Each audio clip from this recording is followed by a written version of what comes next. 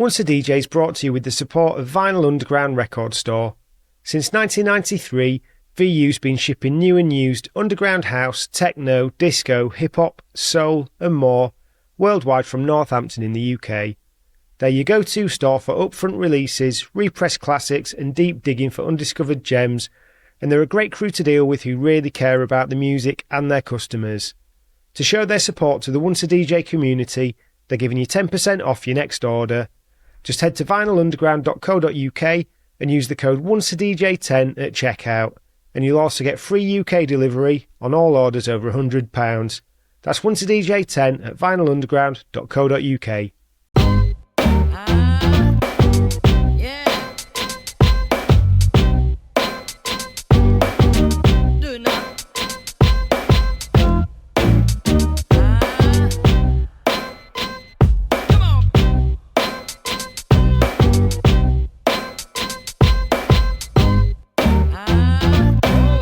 Nice. Before we get back to the show, I just wanted to tell you that outside of this podcast, I run a business called Remote Control.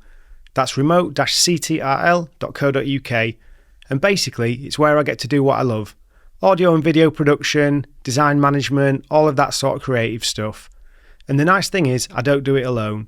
Over the years, especially through DJing, I've met some seriously talented people, from producers to designers to videographers and more, and we've built this little network where we can pretty much take on any creative project. So whether you need a podcast edited or a video produced or branding work or whatever, we've got you covered. It's honestly been one of the most rewarding things I've done, working with people I actually respect and enjoy collaborating with. So if you've got a project in mind or you're just curious about what we do, head to remote-ctrl.co.uk and let's chat. No pressure, just good creative work. That was nice. Welcome back to Once a DJ, everyone. If you haven't done already, like, subscribe, share the show, and then we can build it all together. Today we're here with equipment ambassador, influencer, god of the tech world, Mojaxx. How are you doing today? Hashtag influencer. Yeah, I'm really good, thank you. Not bad at all. Yeah, I'm having a really good week, actually. Yeah. Superb. Well, let's go from this week and let's go back to the start of your DJing journey and where you kind of discovered your love of music. So where are you based? Are you from Newcastle, right? No. Can you not tell by the accent? This was going to be one of my questions. Yeah. No. Originally, I was born and raised in Cambridgeshire, in the Fens. And then when I was sort of about 10, we moved to the South Coast. So I consider myself a Bognor Regis boy. That's kind of where I was. Yeah. But then, yeah, funnily enough, I was thinking about this the other day. I've actually now lived in Newcastle in the northeast of the UK now for 20 years. So, in fact, longer than anywhere else that I've lived in my life. I did also live in London for a few years as well. But yeah, so I'm officially, I reckon, a Geordie now at this point because I have lived here so long. Yeah. So at what point and where were you then, where you first sort of discovered your love for music? Well, it's weird because I had, my parents have told me this, I don't remember this, but when I was 2, I had a record player, not like a Fisher-Price record, an actual one of those old ones, wooden sides, and it had the thing with the arm on the top where you put like 5 different 7 inches on top and they drop down one after the other. So I had my own one of those when I was 2 because I loved music so much. I was really into ABBA and Boney M, Mary's Boy Child and all that. And in particular, for some reason, Shakin' Stevens, like the UK's equivalent, as he wanted to be, of Elvis Presley. And for some, so I literally, when I was sort of by the age of 4, I had a standing order at the local record shop in the town to, every time there was a new Shakin' Stevens record came out, they would have a copy waiting for me. So, nice. Already had those relationships with the record stores locked in at an early age. But I don't know. So I don't know really where it came from. Like my dad was really into music, but not like excessively. Neither of my parents like play instruments or anything like that. They didn't especially introduce me to like really cool stuff. Like I hear a lot of DJs talk about, my mum used to listen to Stevie Wonder when she was doing the housework and all that. No, like my house, it was like the tape that my mum had in the car as a kid that she wore out, the tape, was Krista Berg, the album with Lady in Red on it. We had Queen Greatest Hits. There was nothing really adventurous in my musical upbringing, but I just loved music from the word go. I absolutely adored it. And as I got older, I would discover new music through things like, the Now compilations and things like that over time. And I used to get all of those, and it was a lot of compilation based. I've never really been an album person, and to this day, I'm not an album person. I like the hits, I like the bangers, I like singles. So I've only ever bought compilations really, or singles, my entire life to this point. There are some bands that I kind of, as a teenager, you discover your band sort of thing. So it was like Nirvana was my band in my teen angst kind of phase. But like in general, no, I like pop music. I like just great tracks. I don't really have attachments to individual artists in a really kind of deep way as such. I just love all kinds of music, and it just went from there basically. And then the story is, and I've told this a number of times, but my dad was a head teacher of a primary school. He asked me to do some discos for him, so I did that, starting off with like 2 of those school hi-fis that you had in the hall at school, turning one down, turning the other one up, and then bought myself a double deck console because I thought that's what DJs had. There's like 70s, like 2 decks in a thing. I thought that's what DJs had. And then I realised quite soon after that, oh no, it was actually, I need separate turntables. I really want the Technics and all of that. But it just went from there. And I was just a mobile DJ for the longest time, and then got into doing local club stuff, in Bognor Regis and like little clubs. My first club residency was a place called Ground Zero in Bognor Regis, where me and my mate Dodgy D used to get paid 20 quid a set. We spent more than that on records every week without a fail. And it was quite a history kind of venue. It was a basement underneath a dentist's, and it used to be called Gators. So like in this sort of mid to late 90s, it was Gators, and it was run by Eddie Stenner and his wife, who was one of the original guys behind Stearns and stuff. So there's a whole kind of history in that area.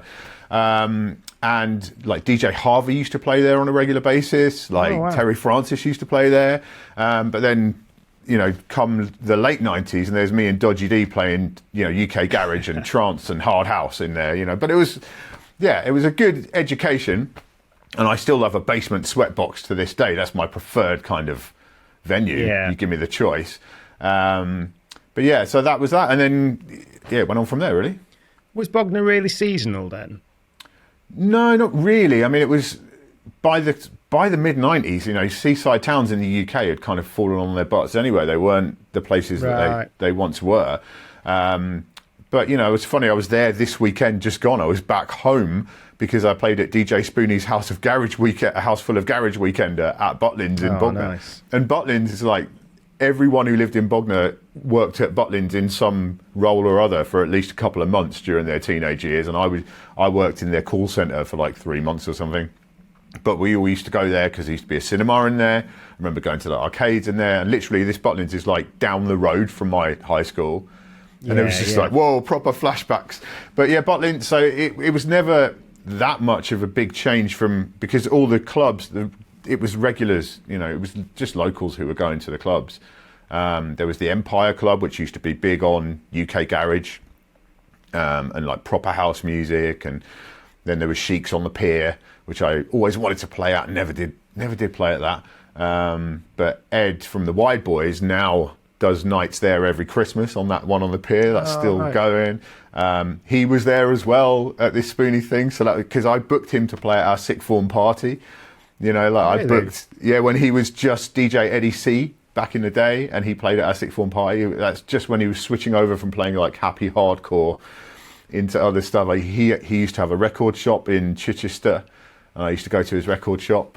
But it's sort of midway between Portsmouth and Brighton, Bognor Regis. So, every Saturday, my friends and I would just get in the car and go to Brighton and go record shopping in Brighton. That was the thing that we did because it was the days when you had HMV and you had Virgin across the road from each other. And all the new releases on 12, a lot of people don't remember this, you used to get the new releases on 12. Some of them, the first week, would be $1.99. A lot of them were $3.99, but lots of them for that first week, for that big push to get in the charts, were $1.99. So you could go to Brighton with like 30 quid in your pocket and come back with a big stack of records. And then we'd also go down the road to Dance 2 Records, which is sadly no longer there. And there was a guy in there called Jumpin' John Weatherly, who was like a hard house DJ. And he just really took me and my mate Shaylin under his wing. And kind of like, we'd have lock-ins, so the shop would close, and we'd just like, because they had a big turbo sound system in there on the main decks, and so rather than going to the listening... in the shop? In the shop, yeah, they had a big turbo sound rig. So he'd close the shop, and then while he's doing all the cashing up and stuff, we would put our records that we were buying on the big system and like listen to them for like half an hour after the shop closed and make our picks that way. So, you know, it's one of those things where I think the dance world and the DJ world are both very small things. And they kind of like, it's funny, I listened to your last episode with Angelo. Just that was weird because I speak to Angelo a lot. He works at Algorithm now, who make cool software and stuff. And I listened to his episode, and firstly, I'm hitting him up. I'm like, I'm listening to you on the pod, like, it's okay. But then he was talking about this Gemini DJ battle that he did. Was one of the first ones that he was in. And I was like, that was at Plaza, right, in 2000 and whatever it was. Yeah, I was on that booth. I was part of the team on that booth because I was working for Sapphires then. It's such a small world. Like when you break it down, like the number of people in our scene in this industry is actually such a small thing. It blows my mind sometimes. So that's why, you know, culture and community is such an important part of what I do. I think because it's there's not a lot of us out here doing this. You know, like, you know, Santero. I said to you, I'm not sure I'm important enough to do this podcast. And I was like, actually, no, I've listened to Santero. He's on it, so it's fine. Like, you know, Will is like an amazing guy and he's achieving really cool things with his DJing. But like, he's just a guy I know. Like, I don't know where we first met and how, you know, it's one of those, you just don't, that might have been at the Red Bull 3 Style, actually, the UK one, which I did in Nottingham, I think. And I think Will had won the year before. He was a judge or something. That's what it was. And so I'd come across Santero then. But yeah, that was a weird one because people came from all over the country. That was the first time that I met Rasp from Manchester, who now I know very well, and he's booked me for things and all this kind of stuff. But I was in the battle and I did my set, and then Rasp was on after me, and I was just like, I'll get my coat. I'll go home. Why have I bothered with this? Absolutely mad, but yeah, I love it. So a couple of things then. Have you spoken to your dad much about those sort of early times? This is me, like, sorry if he's no longer with us or anything. No, he is. No. Luckily, both, you know, thankfully, both my parents are still around. Okay, cool. Yeah, doing well. It's weird because the other thing is that my uncle was Peter Brackley, and he now has passed away, sadly, a couple of years back now. But like, he was Peter Brackley, who used to be the commentator for Football Italia on Channel 4.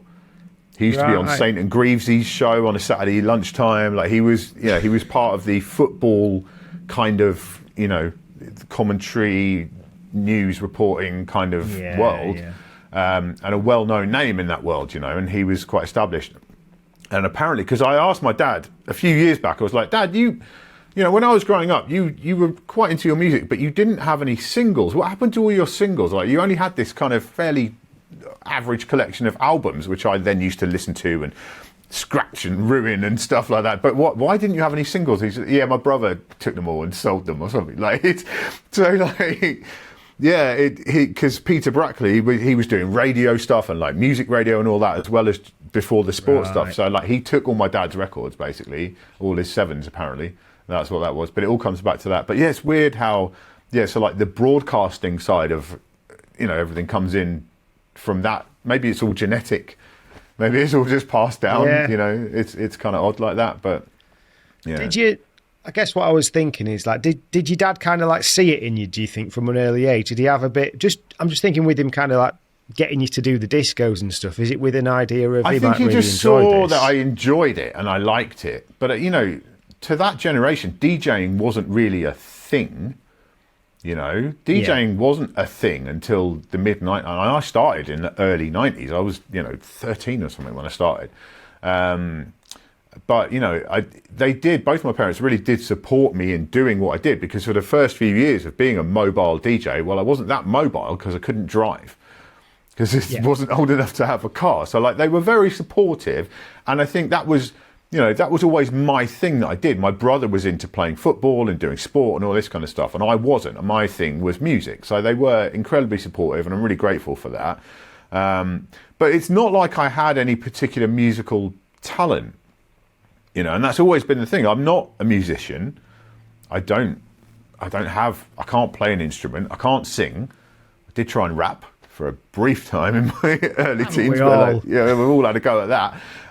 But I'm not talented in that way. So I think they just they saw my interest, and I did stuff like community radio and hospital radio and things like that, and they saw that, and they definitely encouraged that. Absolutely. It's just in terms of musical influence, there's just not much came through, because the music, some of their stuff, like the first concert I ever went to see, my dad took me to the Royal Albert Hall to see Mike Oldfield, which, as an experience of seeing a gig, actually is pretty incredible. That was that's still to this day one of the best things I've ever seen, was Mike Oldfield doing all this massive band on stage doing Tubular Bells 2 or whatever it was at the time, like that. Yeah, that's a pretty good introduction to live music. You know what I mean? So it's not like they didn't discourage me at all, and they certainly didn't hinder me in discovering music and getting into music. But that's it. They definitely did help. So you talked about Nirvana earlier as well, and I'm always interested in how music and tribes go together, or did. But with being quote unquote open format and stuff, you kind of into so many different things. Did you find yourself gravitating towards like a musical tribe, or were you just always kind of... No, that's the thing. I am open format to my core. I just am. I like too much stuff. My favourite artist in the world is Aphex Twin. My favourite, if I could only DJ one type of music till I died, it would be house music. But I also love, I like Guns N' Roses. I like, Nirvana. I like loads of hip hop, more boom bap stuff than today's hip hop, but hip hop as well. And I love breaks. I mean, I've got a Y4K record next to me there. Behind that, Freestylers, Deadly Avenger. I loved Big Beat. Big Beat was my favourite thing in the world, because Big Beat was open format but cool.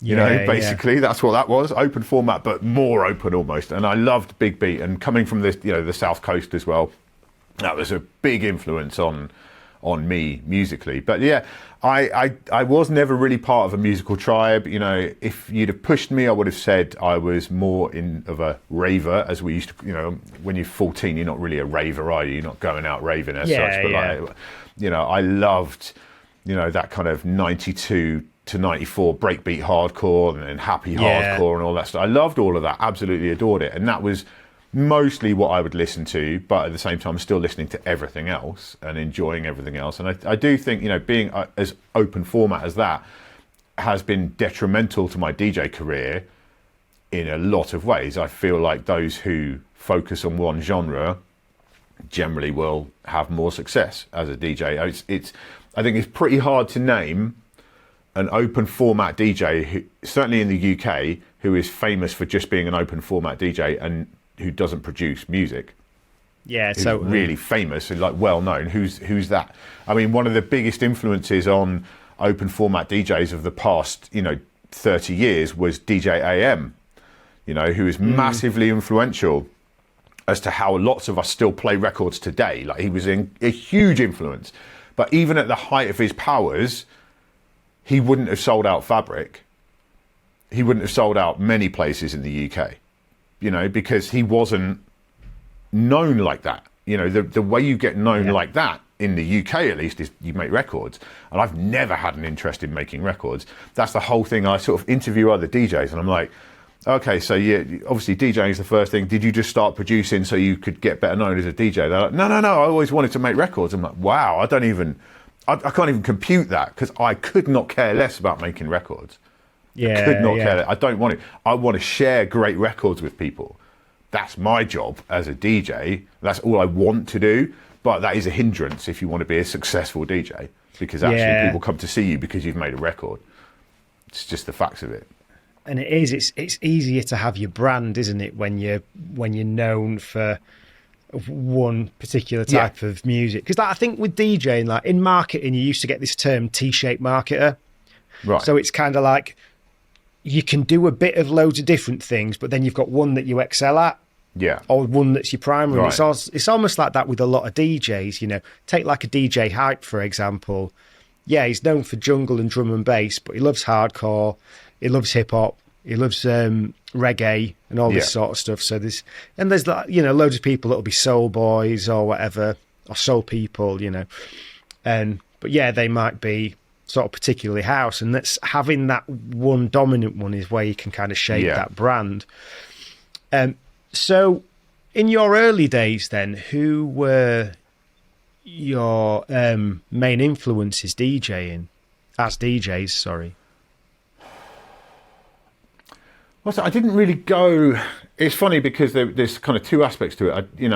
I was that young that I didn't go out to big clubs or anything like that. It just wasn't a thing. So it was kind of local people who I would see playing. People like Eddie C from the White Boys, you know, like him. People like that were like the local kind of influences. But it was mainly through osmosis, through magazines. Like I was obsessed with music magazines, DJ Magazine, Mix Mag. I used to get Mix Mag Weekly, the Mix Mag Update it was called, wasn't it? Mix Mag Update, Ministry, Music, M-U-Z-I-K was my absolute favourite. Someone, by the way, has archived that online as PDFs. It's out there. So like the entire run of Music Magazine. So if you've never dug into Music Magazine, go for it. It's out there as PDFs. It's amazing. I still have quite a lot of back issues of that. I actually I had all of my, because I bought them for like 10 years solid, every issue of all these magazines. Bought them all and read them all religiously, cover to cover, back to it. So I learned about DJs like Tenaglia and people like that who, you know, were massive influences through reading about them, you know, their adventures in, you know, Twilo and all these kind of places. And it was like this mystical dreamland.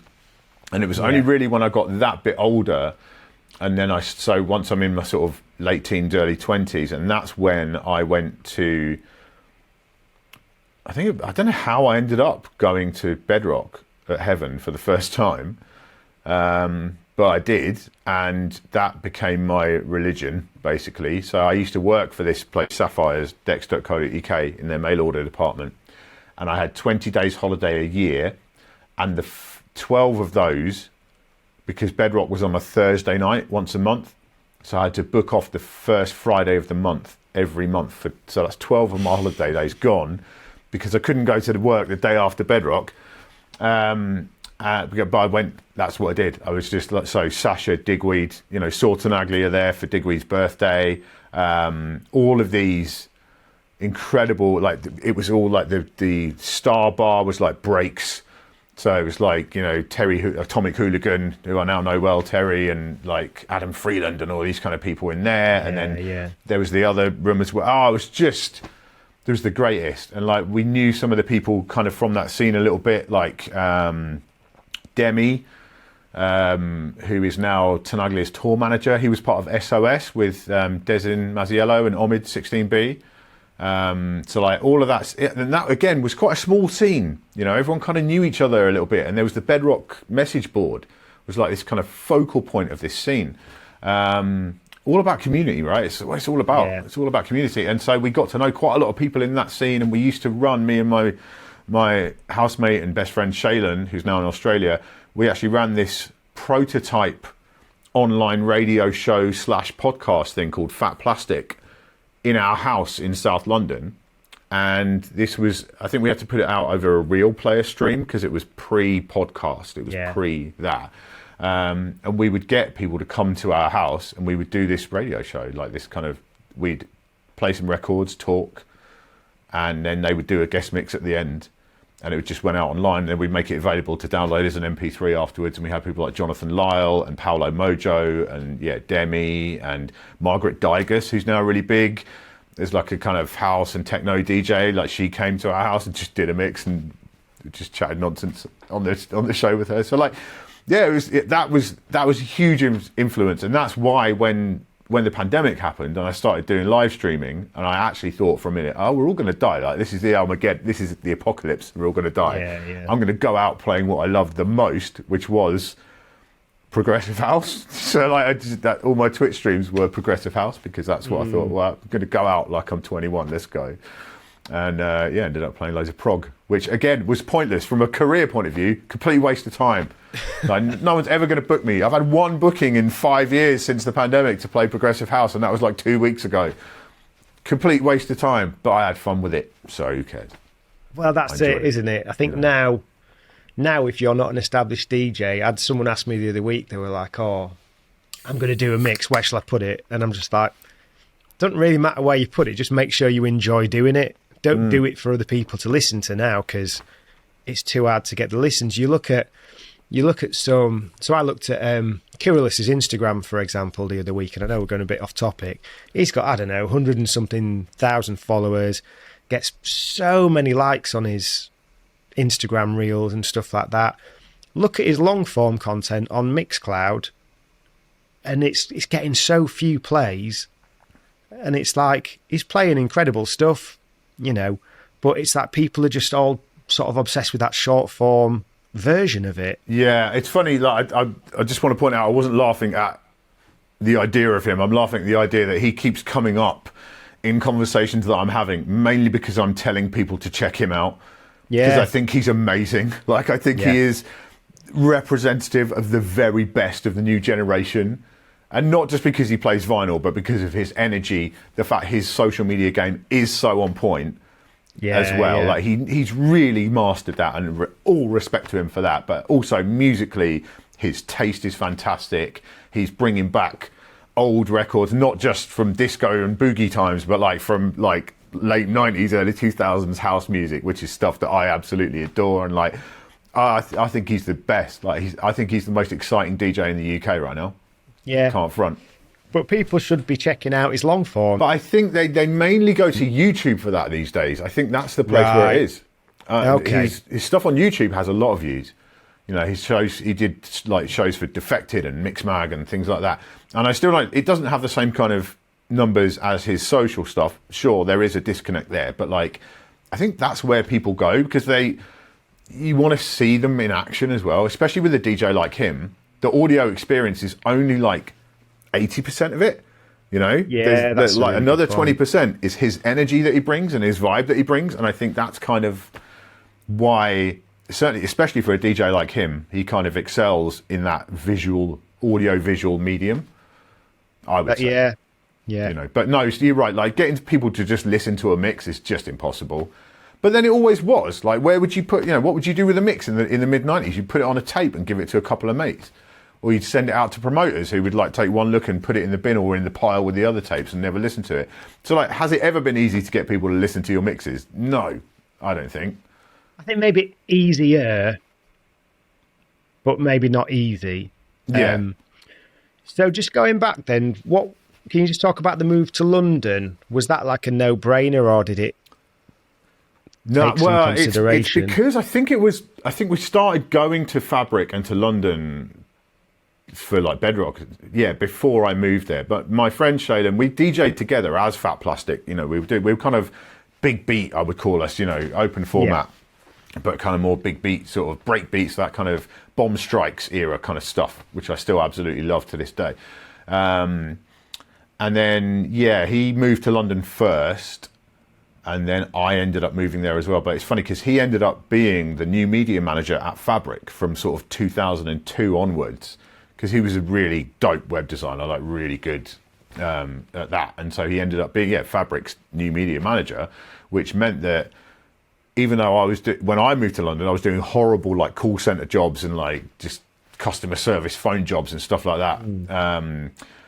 Nonetheless, we got to go to Fabric basically every weekend for nothing, VIP, like hanging in the DJ booths, watching some of the greatest DJs in the world just up close do their thing. Which was an absolute privilege. We'd go Friday nights, it would be, Fabric Live, so like drum and bass or, Scratch Perverts and people like that. And then Saturday was like your house and techno stuff. And I was just, it was, what a absolute, education, and what a privilege to get to do that. Absolutely incredible. So it was a good couple of years where that's what we did. We just go to Fabric because it was cheaper to go to Fabric for us than it was to go anywhere else. Yeah. And you're seeing the best of the best there as well, aren't you? Yeah, that's it. And we did play there. I think we played Fabric live once, I think. Opened up room 1, I think. But then also we were quite close with the booker who booked all the midweek corporate hires. Because obviously most nightclubs, the Friday, Saturday, they do what they do. But midweek they have other stuff going on. Other companies will come in and hire the venue. So we ended up being the default kind of resident DJs for these midweek hires. We would do Goldman Sachs parties and Nando's Christmas parties. And so I've played the worst records in room 1 at Fabric. I've played Britney Spears in room 1 at Fabric. That was a thing that I've done. And that's pretty wild. But I've played on that system probably about 10 times. Unreal. Right. What a life. So what Britney song, and is it one that you like? It would have been Toxic. I think at that point, early 2000s. But no, there's not a whole lot of Britney songs that I'm a fan of, no. So, because, the reason I ask that is, I feel like open format has maybe changed as to how it's treated as a term, and do correct me if I'm wrong on this. So I think sort of traditionally open format means you play loads of different stuff, but stuff that you like. Whereas open formats maybe become more of you just play anything and you're expected to play things irrespective of whether you like them or not. I feel like it's always been that. Right, fair enough. That's what I consider open format. Open format has just been you play whatever is needed, which I've always been happy to do. My joy is in DJing. It's not in one particular genre of music or anything else. I'll play any old crap if it does the business. Recently I've done country nights. Country nights, oh, wow. There's line dancers in the place. This line dance, they give me a list on Spotify beforehand, which I transfer into BeatSource, and then I play all these line dances that they want. And they're having a brilliant time. So I'm having a brilliant time. Half those records, I had no interest in them. Scootin' Boogie, not my jam. But they're having a good time. I'm having a good time because I want people to. Me having a good time is making other people have a good time. Yeah, that's me. Because I think for me, I never wanted to play anything I didn't want to hear, and that was quite a limiting thing with me and my kind of little internal stubbornness about not going further with DJing, and maybe not because after me and Angelo got off the chat the other day, there's always some gold dust after, and I got a load of his wisdom, and he was saying to me quite right, he was kind of like, you were always too scared just to kind of pull the trigger. And it is true, and it's kind of, I've thought about it a lot since the discussion, and I think a thing of it was I didn't want to end up playing stuff I didn't want to play. But enough about me anyway. So I guess the fact that you are open format was pretty handy when you've got that Fabric link, and it's they need someone to do these corporates who can play anything. Yeah, and totally. You're they weren't going to call on, Craig Richards to do that. Do you know what I mean? It was someone like me who would come in and do that. And it is, sometimes it is a real, it's a blessing to be open format like that. But then, as I say, to make a certain, and being that kind of DJ gave me a workable DJ career. So by sort of, 2008, 2009, I had eventually got to the point where I was a full-time working DJ. Self-employed, doing 5 nights a week, 6 nights a week, Freshers Week. With those, you'd sometimes play for 21 nights in a row kind of stuff, that kind of stuff. And I was working. But that wasn't a stable career as you're knocking on the door of 40. And now I'm knocking on the door of 50 and, I have kids and all that. And it's that's only sustainable for so long because you're not earning massive amounts of money. The only reason you're making a living is because you're doing it 5 nights a week or whatever. And so that kind of open format life isn't necessarily that sustainable forever, but it is, you can do it. And certainly I would, if you're in your 20s or whatever and you've got no responsibilities and you want to just be a full-time working DJ for 10 years or whatever, go for it, I say, because it's a really fun thing to do. It's not an easy job. It's a lot of work, but it is there's certainly work. I did way worse jobs than that when I was in my 20s. So, you know, I would certainly not dissuade someone from doing it. But yeah, just be aware that like you're not going to, again, I mean, I look at other people who've come through that kind of route, like Dawley used to be resident at like a Vodka Revs somewhere, like a Vodka Revolution bar, because all the managers at Vodka Revs, who I used to work for a lot, used to talk about how they used to work with Dawley back in the day. And then Dawley then broke through though, because A, he made records, and B, he specialised in that one sound. So the only reason that everyone knows the name Dawley today is not because he was a great open format DJ at Vodka Revolution, it's because he produced records and focused on one sound. So, you know, just be aware that there is kind of a ceiling to that open format life. And unfortunately, that's really the life that I wanted. I wanted to be an open format DJ and just play all kinds of stuff all the time. And, you know. And you could also be a really good business person, and then you could translate that into like a mobile DJ business, because that's where the real money's at in DJing. Outside of being a superstar is mobile DJing, weddings and stuff. That's where the money's at.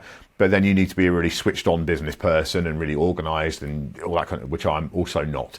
So yeah, I just kind of, I reached my limitations as a DJ, but I'm okay with those limitations, you know, because it's what I love doing. You know, I still to this day love playing different kinds of music and making people happy.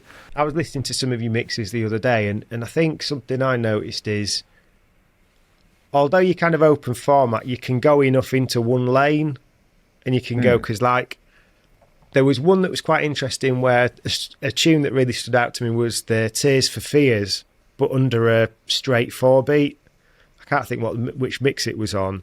Oh, but that's an Emmond blend. I think years ago I heard A-Track play it in a live thing. Because something like that's really interesting, because you're like, it's not got the shuffle, but it still works. Yeah, you know, the shuffle is such a big thing of the original tune. Yeah, I mean, I'm constantly digging for new remixes and edits of stuff. You know, I like to find different versions. I don't just want to play the original. A lot of the time, I do like to play the originals because it's what people know. And if you deviate too far off that, they get annoyed.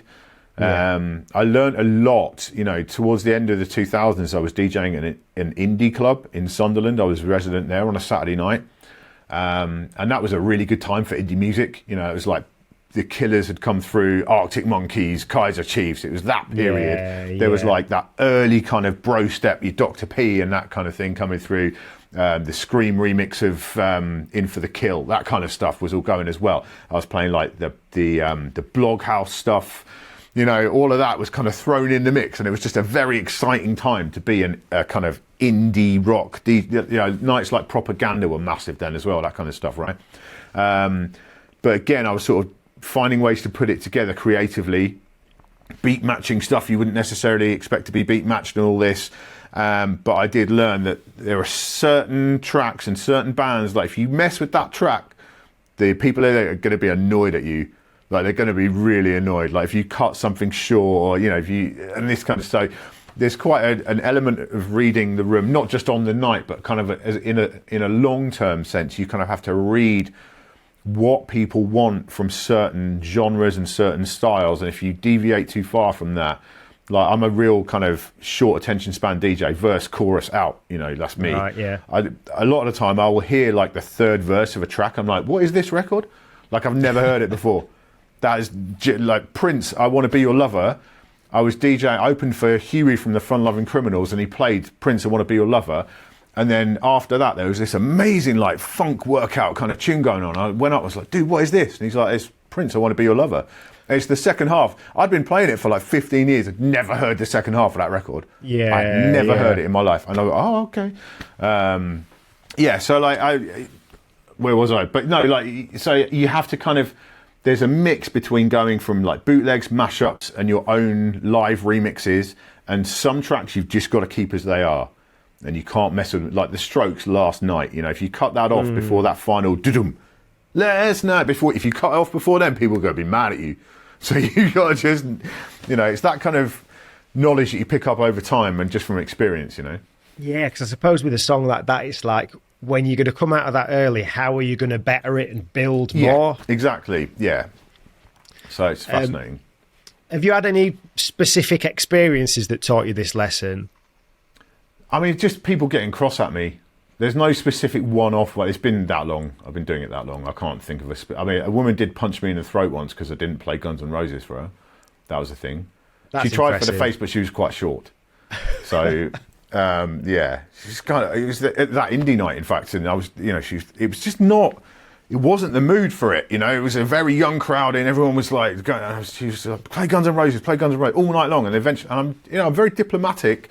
I'm like, look, I'll really try. If I can fit it in, I'll do it. And then we got like 3 hours in, and eventually she just lost it, and yeah, punched me in the throat. That was good.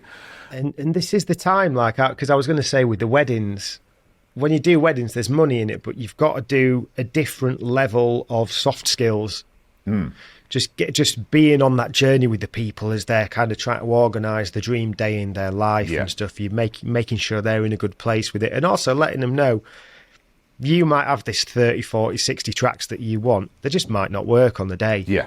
You know, if but that's why weddings. Everyone. That's why they pay the big bucks, though. Yeah, you know, and I'm not a wedding DJ. I've done like maybe 2 weddings in the past 5 years, but like, you know, just to help people out, kind of thing.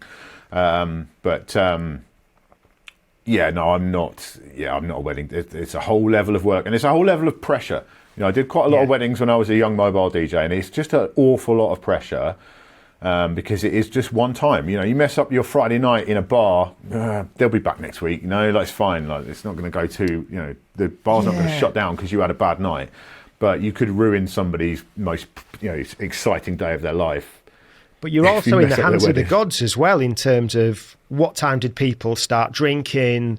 Has the energy stayed and gone up, or have they had a big break in between and people are fatigued? Is it people that see each other a lot, in which case they're just up for a party? Do they not see each other a lot, in which case they just want to sit down to the side and have a big catch-up? It's difficult. It's really challenging, yeah. Yeah, but I was just going to say with Throat Punch Woman, that things like that, there's only so much time you can give to those soft skills in that negotiation when you're trying to DJ to a room full of energy as well. Yeah. Super difficult. So let's just talk tech for a minute then, or gear. Were you quite settled on certain gear when you, say, first got a pair of Technics, I'm assuming? Like, did you stay with a certain mixer, or have you always had an eye on, oh, well, if I get this mixer, it'll do whatever? And talking strictly the analog days. Yeah, no, I was always looking for more. As I say, my first setup was a Foul Ranger double deck console with a built-in amp and just 2 up faders for the decks, and these terrible like sprung kind of decks in there with no pitch controls, just 33 and 45. And then I realised, you need the pitch controls. That's what you need. And then I couldn't afford Technics, so I got SoundLab DLP1 belt drives. Nice. I got a pair of those. I think I got 1 to start with, and then I got a second one. Didn't get 2 at a time. And no, it was a constant thing. I'm just obsessed with tech and DJ tech in particular, and getting the latest, newest stuff. And I've always been that way. I was reading those magazines religiously. I was turning to the back pages of DJ Mag first of all every time for the T-Scan section, Techno Scan, whatever it was, and looking at all the adverts, and not quite like the Argos catalogue, like circling what you want, but I'm sure there were times when I did that, and looking at all the exotic DJ gear, and it was wonderful. So I was always chasing that. My first proper mixer was a Cam GM25. Has that got the punch buttons? No, that didn't. That was the basic of the basic. 2 channels, crossfader, up faders, the lot. I still have the faceplate for that somewhere. That's the thing. I'm a proper hoarder, so I've got most of my DJ gear that I've ever had. I still have. Oh, nice. In some form or another. The faceplate for that is knocking around somewhere in this place. I remember going through like DJ magazine and just seeing SoundLab, like my ideal setup at the time, bear in mind I didn't start DJing probably for another 8 years or something. Yeah, you just used to look in the back of there at all the gear and be like, I want to get a pair of DLP3s, Intimidation Blue mixer, and a pair of Jammo 365s. That was the dream budget sort of setup. The Jammos, right? No one talks about those Jammo speakers. No one talks about those. I don't know what the story is with those, but I had and used for mobile DJing a pair of Jammo 265s for years. Like, used and abused. They were not designed for life on the road, those speakers. They were hi-fi speakers for your house. And we took them out and did kids' parties and weddings and all things with those Jamo speakers, and they were great. And I've actually been looking, don't blow up my spot on eBay, everyone. I've been looking for a set because I want some just for that retro vibe. I'd love to get one in the corner behind me here on the back in the back of the videos, because they just looked sick with the silver trims and stuff.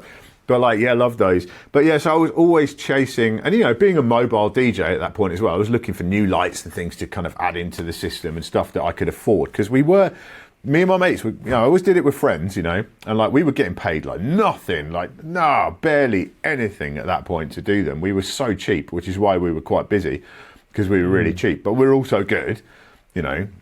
Like we used to have a real monopoly on like the local like primary school discos at all the different schools in the area, because A, we were cheap, but B, we also just got involved and like led kind of dance competitions and did all this sort of stuff, and all the, you know, like the Macarena was around, was Saturday night, all that kind of business. And we'd just get involved, and actually the kids would have a lot of fun with us doing the discos, rather than just some old bloke sat in the corner with his headphones on, like starting one record and starting the next, you know. So like, we were entertainers almost as much as we were, you know, DJs. And so yeah, but I was always hunting for new affordable things. And again, the small world of it all is so small. Like I remember at one point, I think the first thing we ever ordered, like through a magazine advert, was this moonflower light, I think it was called. Just a black box, you know, for a UK-made moonflower light thing. And we ordered that, you know, phoned up with like my dad's credit card or whatever and ordered that, and it came and got delivered, and we used it in our DJ stuff for ages. And then last year, I did this big rotary mixer roundup with loads of rotaries at Phase 1, the disco shop in Darlington. And Mike there, who's the owner, was talking about how the shop started back in the, you know, in the 90s, and his dad used to run the shop, and how they used to build all these lights, including the Phase 1 moonflower. I was like, you're joking. So like, you know, 30 years ago, I ordered a light from his dad. Was using this is it the in my small mobile. world of it again, isn't it? It's the small world of it again. It's all such a small industry, and it's such a small world. It's crazy. So like, yeah, mad. Like, and he pulled one out. He had one that he'd got. He didn't even have any left, but someone saw some on Facebook Marketplace, and he'd managed to pick one up. And he pulled it out. I was like, oh my God, that's the light. I had that light. I used that light for unreal. But yeah, so yeah, always a tech nerd, always chasing that tech. And I was on CDs hella early too. Like hella early. Like Denon's then? No, like a Sony domestic CD player. Right. From like 94 onwards, because again, compilations, right? You know? Of course, yeah. You know, because compilations on vinyl, lest we forget, like the Now albums on vinyl, if you ever see any of those, like they're dreadful pressings. Awful, really quiet, terrible pressings. But, you know, a Now CD sounds perfectly good. So we're doing these mobile gigs, you know, kids' parties, whatever, and we would have a CD player and we'd play tracks off compilations, the greatest party monster album of all time, whatever, this kind of rubbish, right? But we'd have all those tracks.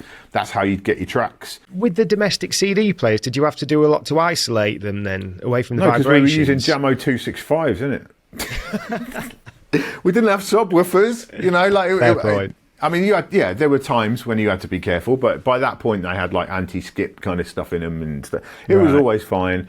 And then we did move on to, you know, proper double CD players from like Cam and stuff like that. It wasn't never Denons, couldn't afford Denons, but I had a double Cam and stuff like that.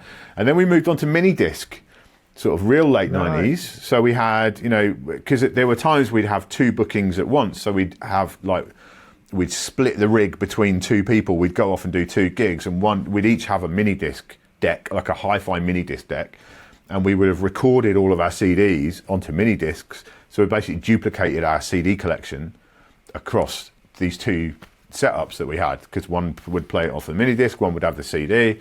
And so yeah, I was quick on the digital thing, really quick. And then yeah, eventually, obviously, then we got to early 2000s, and along comes, you know, the CDJ 500, then the 1000s, obviously, and on from there. But so I was quick on that too. You know, I was never a vinyl purist or an analog purist in any way. I was always just what's going to get the job done. You know, what's going to do what I need it to do. That's always been the way I've looked at it musically. You know. So when did you get Technics? I take it. Eventually, I got Technics. Not until I moved to London around 2002, when I started working at Sapphires, and I got a Right. discount, but a very little discount, because no one, this is something nobody ever knows, like no one made money on Technics in the late 90s, early 2000s. No retailer made money. You were lucky if you made like 20 quid off a pair of Technics, because they were like a commodity product. Like literally we had Sapphire's warehouse, and then next door there was a warehouse of this guy Ashwin, who was like an import-export guy, and he would buy pallets and pallets of 1200s, and he'd sell them on to us, and he'd probably make 20 quid on a pair, and then we'd make 20 quid on a pair selling them to the customer. All the money was in the mixer, but even then you were making not that much on a mixer. But like there was no money in Technics, because they should not have cost £350 each. They never should have cost that. They should have always cost 500 quid each, £1,000 for a pair. But like the market was so intense, because that's all anyone wanted was Technics. Yeah. So like the prices had been fought down and down to the point where they were 700 quid for a pair. But that was at no, because you had to sell them with carts as well. You had to throw in a Stanton 500 for each one or whatever you bought as well. So like there was just no money in Technics.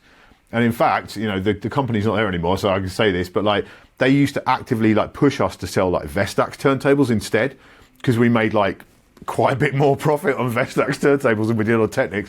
But my heart was never in that, so I just used to sell them Technics all the time and get in trouble. Yeah, yeah. You know, I mean, I spoke to a big vinyl and equipment retailer probably about 6-8 months ago, and they were telling me that the markup still isn't great on gear.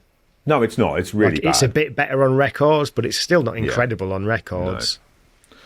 No, it's not good. It's always been a very tight, you know, certainly the DJ gear industry is very tight margins.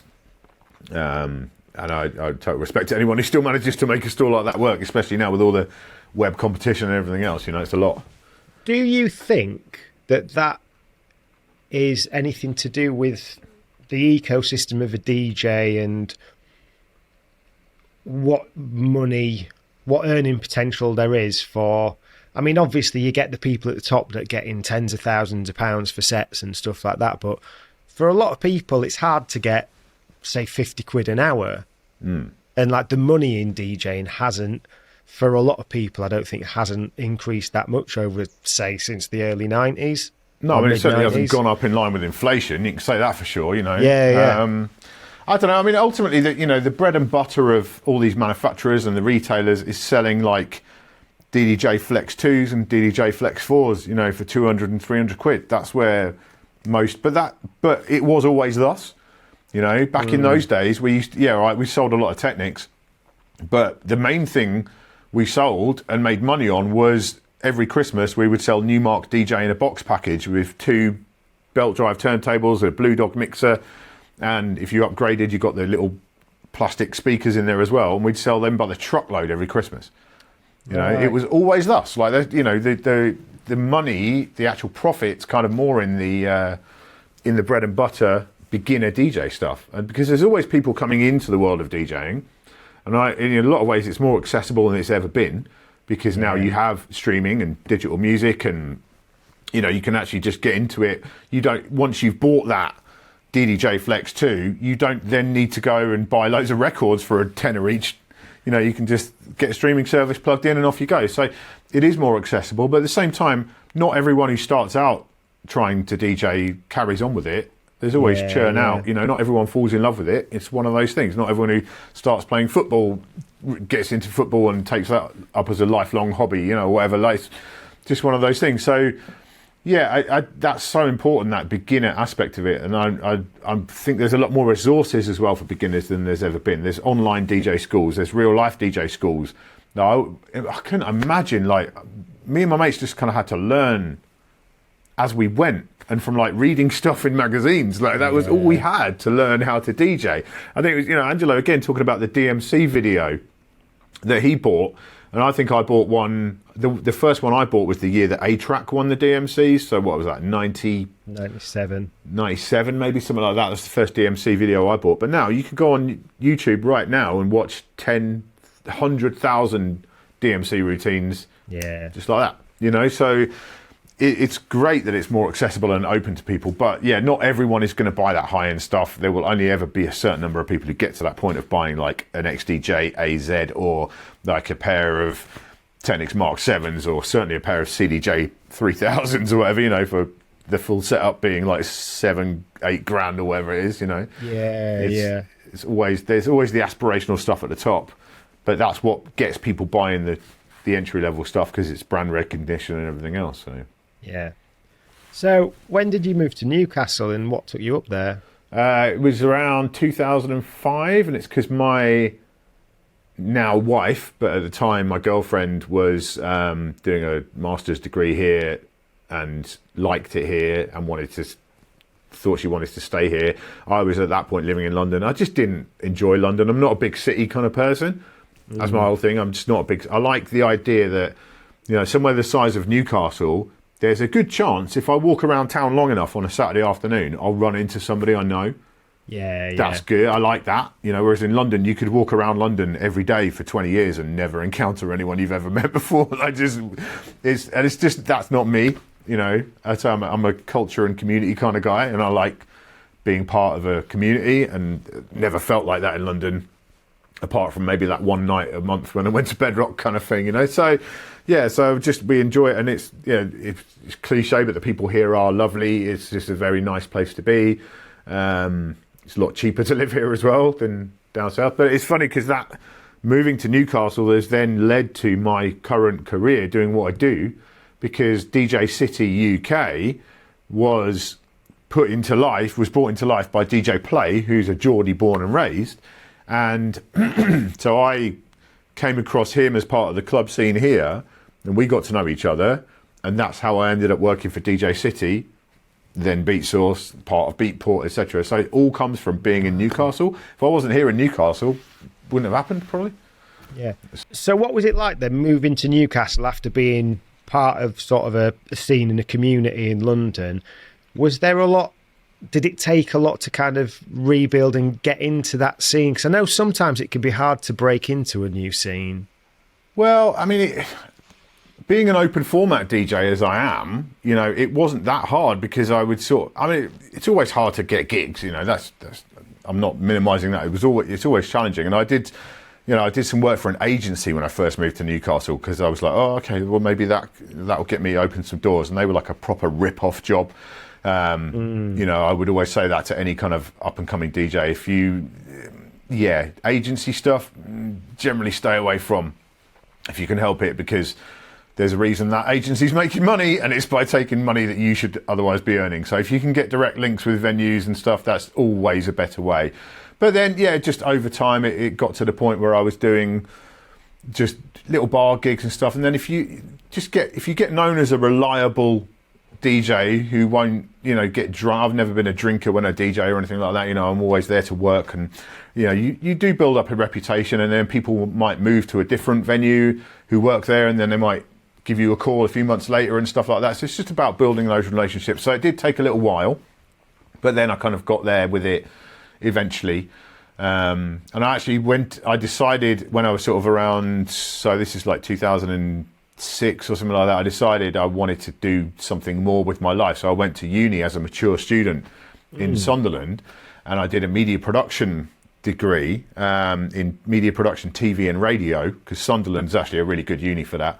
I only went there to do radio. That's all I went there to do, because I've done that in the past and I really enjoyed it. I thought, I'd love to be a radio DJ. That'd be amazing. I went to go and do that, and then I kind of accidentally discovered video whilst doing that. So that again kind of led to where I am today in a lot of ways, because, all right, it took a little while for that to then gradually come into my life again. But up until that point, I'd never really considered video as something I was that interested in. All I cared about was audio and music and radio, but I did discover doing video stuff. I was like, actually, really, this is great as well. So that eventually led me to making my own YouTube stuff later on, and here we are. Yeah. So you mentioned freestyle earlier on, the Red Bull battles. At what point had you done much in terms of, because I mean, it's not strictly speaking turntable, is it? Turntablism, is it freestyle? It's a bit more varied and expansive than that. More like, I guess, like tricky party DJing. Is that a fair way to put it? Yeah, I don't know what you call it. They call it something else for DMCs. The party rocking, they call it now for DMCs, I think, something like that. I mean, I was never a DMC guy. I can't really scratch. I can do basic stuff, but nothing advanced. I've never put in the time to do it, because that's all it is. Turntablism is just a slavish devotion to putting in the time and doing the work and learning the skills, right? That's what it's all about. So I never did that. But yeah, three-style came along and I just thought I would enter. So I did. I thought I'd have a go because it's more me, a little bit more me, more party rocking stuff, and 15-minute sets rather than 6 minutes and all that sort of stuff. And I went and did the one in Glasgow, I think it was. And it was just because actually I'd been DJing at a venue and someone from the local Red Bull team had seen me there, and he mentioned that it was happening. He's like, I can get you in that if you want to do it. And I was like, okay, yeah, let's do that. So again, it's just connections and local things going on, and but I had to drive to Glasgow to do it. And at that one, I did my set, and I was pretty pleased with it. It was okay. And then Big Al came on. He was like the last one, and he smashed it to bits. And at that point, I was like, well, I don't really need to stay to the end because like he's so good. I'm still connected with him now on socials and stuff. He's a lovely bloke, and he absolutely killed it. But then I had the opportunity to go again. I think it was the next year to the one in Nottingham. And I went and did that. So I drove down to Nottingham, did that one, turned up wearing a Monster Energy cap at the Red Bull Freestyle. Not a great look. No, someone from Red Bull was like, you sure you want to wear that for the Red? Oh yeah, good point. Wasn't thinking about the branding. But yeah, so I did that one, and that's the one where, Rasp absolutely killed it. He didn't actually win though. This guy Rev Austin won it, who's from Manchester. He's a really cool DJ as well. And it's funny, all of these people still kind of linked with, in many ways. That's one of the very few good things about social media, is that all these people were I still have connections to them today now, which is great. But that one was in like this kind of ritzy venue, like a proper ritzy, and it was on like a Friday night. And so there were all these people in there who were just waiting to hear Rihanna records, and there's all these weird DJs doing all these routines and that, and they were just, all the crowd were like really annoyed by it, because like no one was there to see the three-style at all. But yeah, that one I met Rasp and then connected with Will Santero, and had a really good time there again.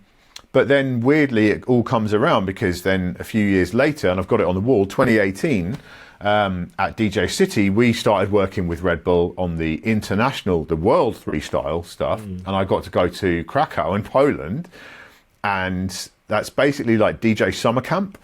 So like Red Bull, who've got more money than God, would basically just fly all of these DJs in from all over the world, put them all up in a really nice hotel, and put all these events on over the course of the week with the heats and all this kind of stuff, and then take us out for day trips and all this kind of stuff. It was like the maddest thing ever. And shout out to Kenny Mack, who ran that, and my girl Kat, who was like the tour manager for it all. She was like the best. And so, I got to spend then a whole week in Poland hanging out with the greatest DJs. So it was not only the competitors, but the judges. So like Newmark and Jazzy Jeff and Scratch Bastard and all these kind of guys. And I'm just like, I'm in a hotel with all these amazing people for a week. And then the following year, same thing again, but in Taipei, in Taiwan. Nice. Unreal. So like, three-style was such a crucial, I don't know, it was a really important thing for bringing a lot of DJs together. And just connecting. And there's still, again, loads of people from those battles that I'm really connected with now, and I sort of do work with now, and all this kind of stuff. And so, that was an incredible thing. But it was obviously ridiculously expensive, like just insanely expensive. They spent a fortune on doing it, and that's why they don't do it anymore. I guess they didn't see the return on it or whatever. But it was such a powerful thing. I'm just sat there having breakfast with Craze in the hotel, like chatting and stuff. Like, it's mind-blowing. Absolutely unreal. So it was a great battle, really important. Yeah, I mean, I guess they maybe got to a point where it was like, do we get all these DJs in a remote city, or do we get this guy in a weird car to fly out of the solar system and jump back down? To Earth? They seem to be focusing more on the kind of the extreme sports. They don't do as much in the music side as they used to, I don't think. But it's their brand. They can do what they want with it. But it's a shame no one else has kind of stepped in to do that. And take up that mantle, because it'd be nice, but I don't know, it was a special time. But obviously that was pre-pandemic, and then ever since then I don't think the appetite's there for such things anymore. I don't know, but it was cool. So what was it like for you, the emergence of digital and tools like Serato and stuff, as a techie sort of guy? Oh, sorry, let me rewind then. As someone that was always into the gear and stuff like that, were there any particular mixers, for example, that you really kind of fell in love with over the pre-digital years? Well, it's funny because I always wanted the Intimidation Blue, because I said I used to go to Ed from the White Boys, his record shop. He had the Intimidation Blue in there. That was the only time I'd ever seen one in the flesh. Apparently the Intimidation Don, the Don 2, which came out before that, is even better, but I've never had hands on with one of those. But I always used to really be into, like, I looked at like the Vestax mixers and all that. But really the one that I remember first seeing that I thought this is the future was in that club, that Ground Zero club in like 99, I think. The owner of that club, he was so tight. He never spent any money on equipment. We had like speakers with blown drivers all over the place and all this kind of, he never spent money. But he went to Plaza and he saw the DJ M500 and he came back with the DJ M500. So this like ancient Citronic rack mount thing came out and in went the DJ M500 and that flanger, like everyone just, mind was blown. Flanger every mix. Oh my God. But that was quite special. Because that was the first time I'd ever encountered like proper effects on anything ever. And, you know, it was so good. So yeah, the 500 was quite an exciting moment. But it was generally like the late 90s, early 2000s was a really exciting time for kit, you know, because it was, like you say, it was pre-digital. So nowadays, if you want to innovate, you do it in software, basically. That's where you bring all the new stuff in. But back then, there wasn't the software. So if you wanted to innovate, you had to do it in hardware. So like if you wanted BPM counters, Newmark for the Beatkeeper and Elliot, who's now at Innofader, they had to make a rack mount box with beat counters in it. That's how you did beat counting. You know, now you just write a little bit of code and stick it in and boom, off it goes. But like in those days, they literally had to invent a thing that would detect beats and put it in a rack mount box with LEDs on the front of it. Like, you know, so, and I did a retro tech episode about the Red Sound Infader, the mixer with 3 crossfaders, one for the mid, the one for the low, and one for the high. Yeah. You know, and all this kind of stuff. And it's like people would, and like Newmark were sticking chaos pads in the middle of mixers and all this kind of stuff. It was the Wild West of technology. So that was a really exciting time for it. But, you know, I wouldn't want to go back to that now because we have all this power in our hands and in our phones and everything else these days, but it was a pretty innovative time, and a lot of the stuff that we do today in software, the groundwork was laid for that by those hardware engineers back in those days. So I, you know, respected them for doing it, but yeah, you wouldn't want to do it like that way today. Absolutely not. Something I was thinking about, and this was probably a question I was going to ask you later, is because I was listening to your Near Mint Club mix. And you echo out quite a lot, which is something I also do, because it just sounds good, doesn't it? And I was thinking, like, so many, say with like the Pioneers, for example, they'll have however many different effects on them. And you mentioned the flanger, but if you look talk about things being T-shape, effects use is probably pretty T-shape. Most of the time it's echo, isn't it? Like, it's just the best of the effects. Like, why don't mixers just have like a really good echo and a really good LPF HPF? Well, because I do also want reverb. I've got to have a good reverb as well. Echo and reverb, that's my T-shape right there. Just there's a big straight line with echo and reverb at the top of it. Yeah. You know, it's funny. Like I still remember to this day. I can remember exactly the night when I realised about echo out transitions. I know exactly when it happened. It was 2005. And it was Fabric, Jazzy Jeff. And at that point, I'd moved to Newcastle. I was coming back down to visit, and I had to go because it was Jazzy Jeff. And yeah, I still remember it now. He was on the DJM 909, and that was the first time I'd ever... It probably wasn't the first time I'd heard it, but the first time I noticed a DJ doing echo out transitions. And he was doing it with the ducking echo on the 909, so you drop the fader and the echo kicks in. Don't even have to push a button. Right. Which is really cool. And I don't really use that feature today. It's around, but it's a bit touch and go on some of the modern stuff. But on that one, it was dope.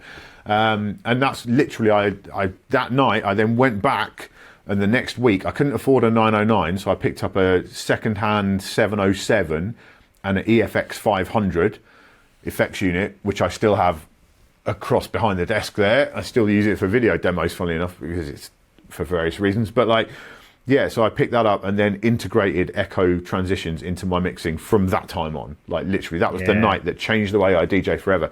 The thing for me is, because I'm not a turntablist, I don't have a massive amount of options for cold dropping a track. You know, I can't like and drop it. You know, I can't do that kind of business. Yeah. I can baby scratch it in, you know, a couple of chirps or whatever. That's the most I can ever manage. Whereas when you've got an echo out on the previous track, it gives you that kind of rhythmic, gradual transition out of any track at any point, rather than waiting for it to fade or doing a dead stop and just dropping the next thing in. It just gives you that, because I'm all about like aiming for smoothness when I mix. I like to keep things smooth, and I don't like, you know, dead air sometimes is really powerful if you just let something stop and then give it a sec and then just hold and then drop the next thing. That's powerful. That's a tool, but I don't want to do that all the time. And so most of the time I just want to get this kind of, I can't think what just I want the music to flow. I want flow all the time, and echo just helps me with that, and then reverb as well. So, you know, sometimes an echo, if you're going from two different BPMs, maybe that echo in the last one isn't going to line up really well with the next track, so you do a reverb instead because it's non-rhythmic then, but it still gives that extra bit of space in the mix and just kind of adds a kind of wholeness to everything and kind of ties it together in a way that you don't get without it. So I do rely on those as a crutch a lot, you know, but why not? You know, you could argue that cutting everything in with scratching is also, you rely on that maybe too much if that's you. It's not me, but like if that's you, maybe you do that same thing. I just like, you've got to have something that keeps things flowing for me, and that's one of it. But yeah, it's funny because I don't really use that many other effects. I like effects that kind of complement what I'm doing rather than replace. So I don't do like, you know, rolls and things like that, or like transformer effects, or flanges and stuff. If I want to do a kind of a build up a bit of extra tension on a track or something, I'll do like a 3/4 delay, high passed, just adds a little bit of energy as you get to that before that drop or whatever. Yeah. But that's the thing. I think echoes, delays, and reverbs kind of have that flexibility to be all kinds of effects in one. You know, if you just gave me a good, like maybe a Zen delay or something pedal, I could probably do all my effects just with that one pedal. That would be fine. I wouldn't need multi effects. You know. I bought a TC Electronic. It's like a guitar stomp box one basically, but it's got a looper function on it as well. And it just sounds so much nice. I've got the Boss RC202. I know you have, because I've been watching your sets. Right, tell me about this looping business. Where did that come from? I just want... So what I used to really like with Serato... I'm all nervous now. No, I need to know. I've watched your sets. I need to know. Where did it come? What inspired it? Having doubles or not having doubles. Okay. So I used to DJ with Serato. So a bit of my backstory, I've got goosebumps. So a bit of my backstory is, so when I got Serato, I was DJing sort of late 2000s, and great, you've got two of everything, so you can cut it up a bit and stuff. But then I felt myself starting to play things I didn't want to play, and I felt like it changed my decision making with DJing. So I got to a point where I got rid of everything, or most of my records and all my gear and stuff, about 2016, 2017. I might have kept Serato for a bit, I can't remember. But when my boy turned 2, I was like, you know, it's like the early years of your kids. And I kind of felt like I'd lost myself. So I was like, right, I want to get DJing again and stuff. But I was like, I want to do it differently. So I was like, I don't want to get digital. I want to have the limitation of records. But then it's also like, I want to have two of things, and I want to have the option to be able to loop things and stuff like that. But I don't want to be doing it in Serato. So just this bit of, okay, well, what can I use? So I've ended up in like this somewhat midlife crisis of going through loads of different mixes. So I've got a Yuri, I've got a Master Sounds, I've just got that Rain back, I've got rid of an Eckler, I had an Allen and Heath, and just they've all got different quirks to the effects loops and stuff. So like the Allen and Heath, the effects loop came back in at master level, and you couldn't adjust the return volume. I think out of them, I think the best effects loop is on the Uray. The Uray's a wicked mixer. Like the 1601 or whatever. Yeah, yeah. Stuff. Right, okay, yeah. Because of the way that you can put you can put your return back into the master or back into either of the channels. Yeah. So then you can EQ your effect. Your EQ affects your effect return as well. So it's got loads of control over it and stuff. But yeah, it was just, and it's fun, isn't it, looping stuff? I'm just fascinated because I've not seen many people do it. You know, I've seen like Cut Chemist doing loop pedal sets, which are amazing. You know, he's got a really good one on YouTube. It's fantastic, or a couple, I think, on YouTube. Yeah. But it's not a common thing to see, and I do get frustrated at how, like, all these effects units are all just basically guitar pedals, and they're not really designed to be used by DJs. And I feel like there is a gap for effects units for DJs that no one's really taking advantage of. And I might be wrong, but but the trouble is, it's kind of chicken and egg, because like you say, finding a mixer with a good send and return loop, and they're all different and they all work in different ways, that's a challenge. But then is that the case because there aren't any effects units, or is the reason there aren't any effects units because there aren't any send and which came first, the send and returns or the effects units? And I'm just like, I want more options for expandability. So to get granular with this, I think on the 202, what I don't like on that is you can't bypass your input. So it depends on whether you've got a true wet and dry or not. And also on it, I don't like the time stretch algorithm when you BPM it, because it's more like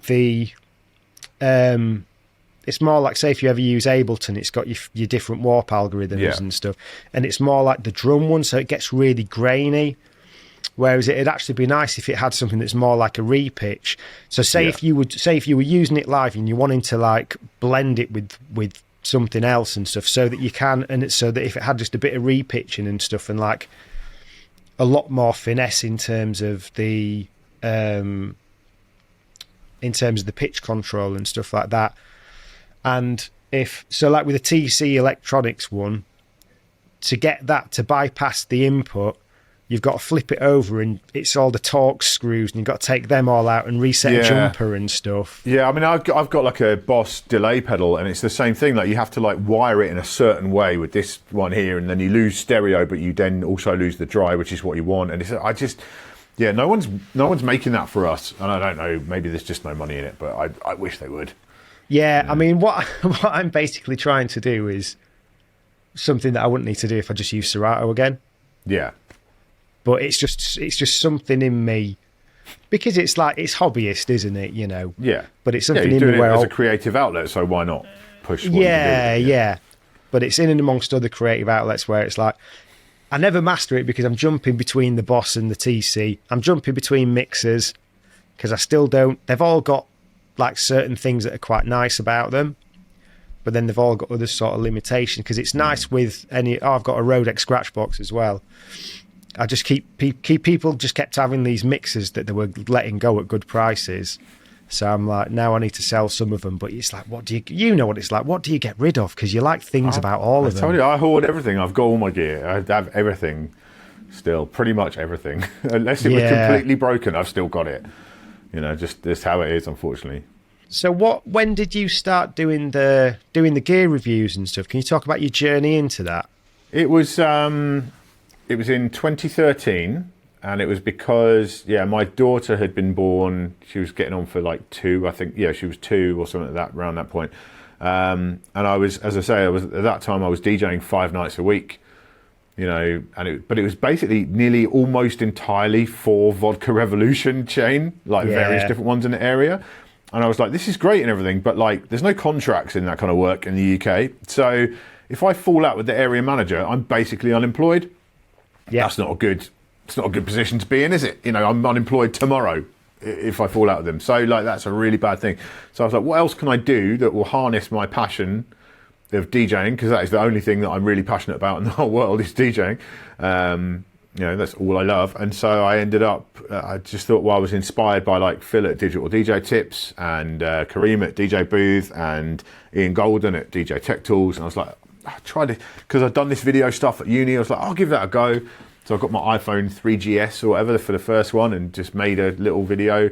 And one of my friends who was still at Sapphires, dex.co.uk, sent me up the new Tractor Z1 thing. He lent me one of those to try and do a little first look video on. So I did that. And then, funnily enough, the first ever company to reach out to me was Algorithm. Wow. Weirdly, again, all circles, all ever decreasing circles, like Algorithm reached out to me. They were a fairly new app at that point with their iPad version, of their DJ app, and they reached out and said, "Do you want to take a look at this new version?" That happened pretty quickly. I already had a relationship with Serato because at that point I was a beta tester for Serato. I had been involved in the public beta testing for a long time. And then because I was quite good at that and gave good feedback, they got me on the private beta testing of the new versions that was coming out. So I had a bit of a relationship with Serato. I had a bit of an old hangover relationship with Pioneer DJ because there's a guy called Martin who used to come round to Sapphires, who is still at Pioneer DJ today, or Alpha Theta now. And I still had his number and managed to get... And then I went to the BPM show in Birmingham, I think it was still at the NEC then, and chatted to Vestax and Newmark, and so you've got to get out there and build those relationships. And then shout out to Mark at Scratchworks, or now was DJ Works.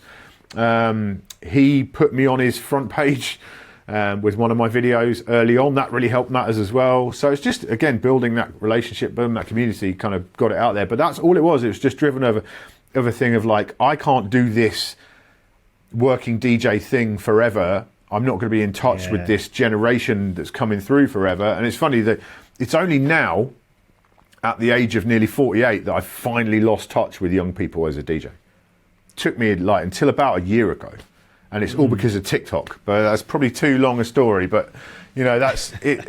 I managed to keep in touch, because working for DJ City, Beat Source, I knew what was popping in the clubs. I always knew what was going on. But now I don't know anymore because it's all thanks to TikTok.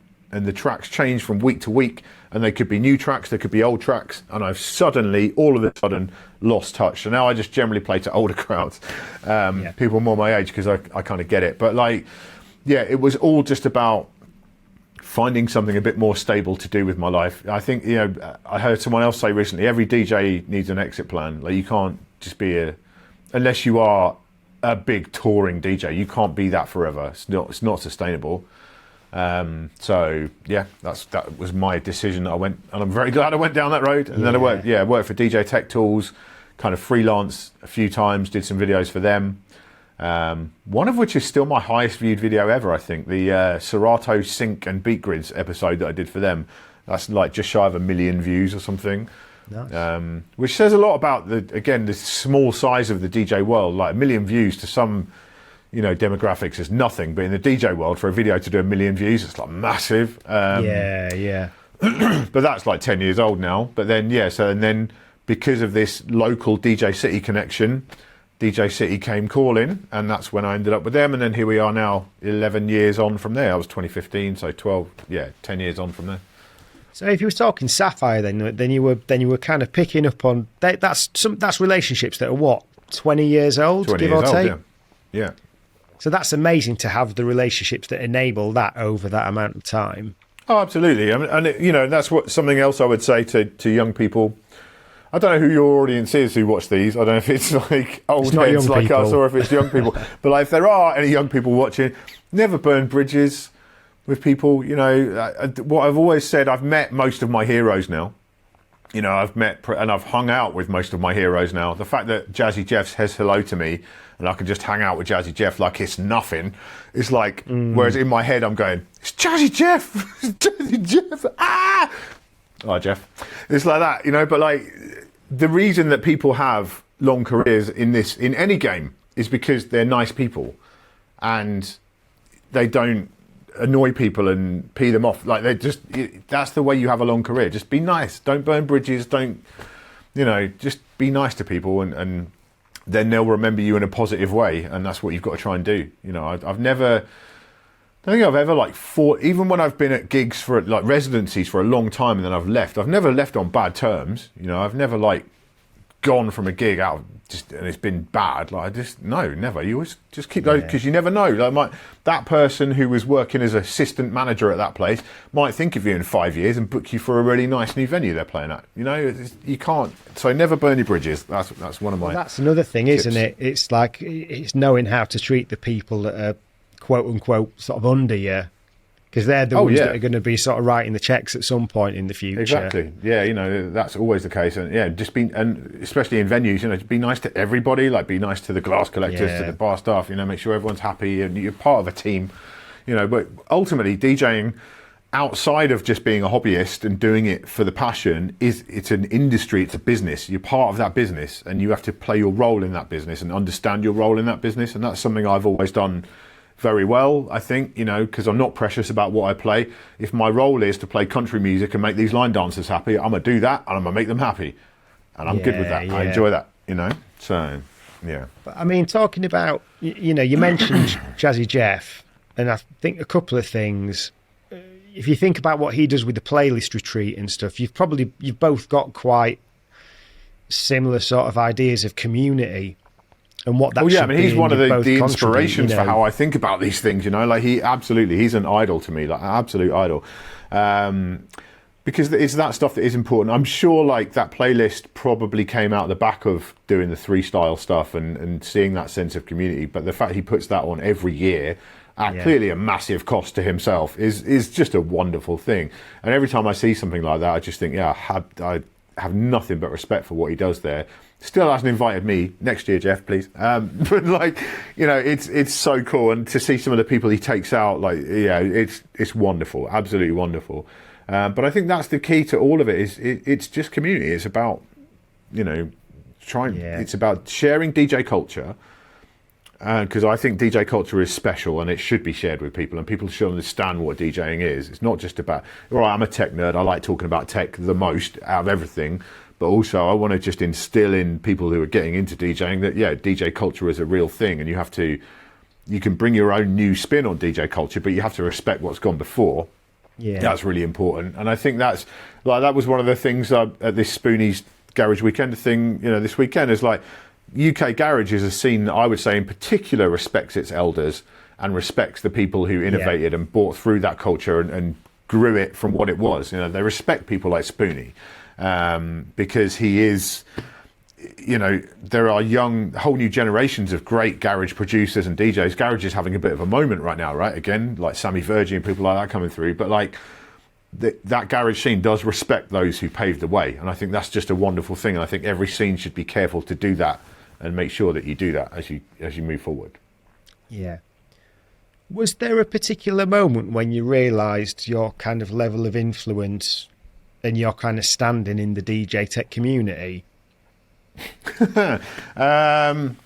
It's weird because I'm not really famous apart from one place, which is on the show floor at the NAMM trade show in LA every year, where I'm like a rock star. But, like, outside of that, not famous at all. No, I got recognised at Chessington World of Adventures last year. Someone asked me for a selfie.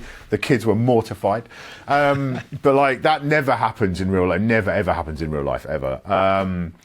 But no, the thing that's gratifying for me is, like, there's been and I don't think I can really mention any.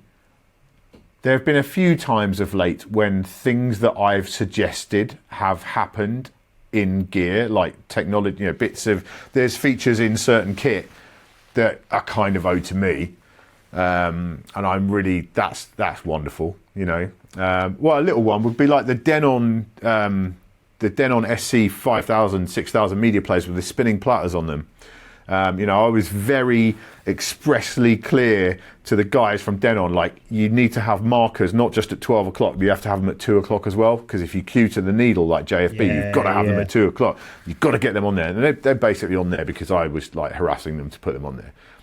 It's little things like that. And there are other little features that I can't talk about, like, but there's stuff that I know I've influenced, and that's what really makes me happy. It's like, if I've made that bit of gear just that little bit better, that makes me super happy. And there's quite a lot of software stuff that I've kind of pushed for changes and improvements, and that's happened. And especially with companies like Algorithm and Serato, who are very kind of open to you know, even when I was a beta tester, that was cool. Like, just, you know, I would sort of give my feedback on features, and things would gradually change, and that's super dope. In this tech world as well, there's a lot of stuff that's like under heavy NDA, isn't there, as well, like non-disclosure Oh yeah, but there's agreements. stuff behind this desk now that you can't see until next year.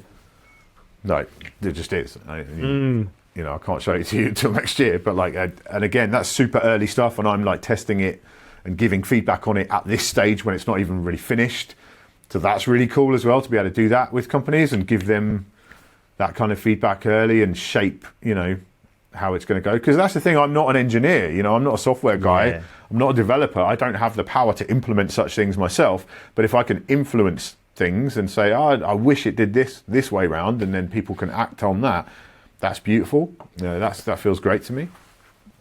But I think that's what's nice, isn't it? You've got the very sort of pragmatic and practical sort of head on when evaluating gear and things like that. You're coming at it from like a working DJ's point of view. I mean, I have to, because I was that guy. I was the guy buying all the kit with my own money before. Yeah. That was me. I had a garage full of DJ gear before I was making videos about DJ gear. Yeah. You know, I was that guy. I was like, oh, I'll try tractor for a couple of years. Let's do that. Let's buy all the tractor gear and I'll switch to this and try that. I was that guy. That was me. And I know, like, people spend a lot of money, and especially in these kind of economic times, it's really important you get good value for your money. And so, yeah, if something isn't quite right with a product, I will call it out, absolutely. But also, we are in quite a lucky position now where in 2025, most DJ gear is actually really good. Like, there's very few products on the market that I wouldn't recommend to somebody, you know, depending on their needs. Like, everyone's got different requirements, but most of the stuff we have compared to the stuff of 20 years ago is wonderful. Is there like one bit of kit that you remember getting your hands on and just having your mind absolutely blown by? Wow.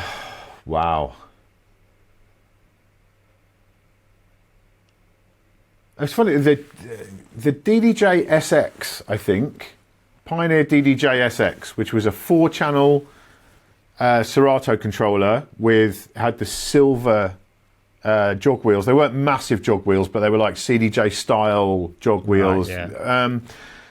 When that came through, that was because controllers were just a thing. They were happening. They were starting to happen, but most controllers were very small, and they weren't very big, and they weren't very impressive.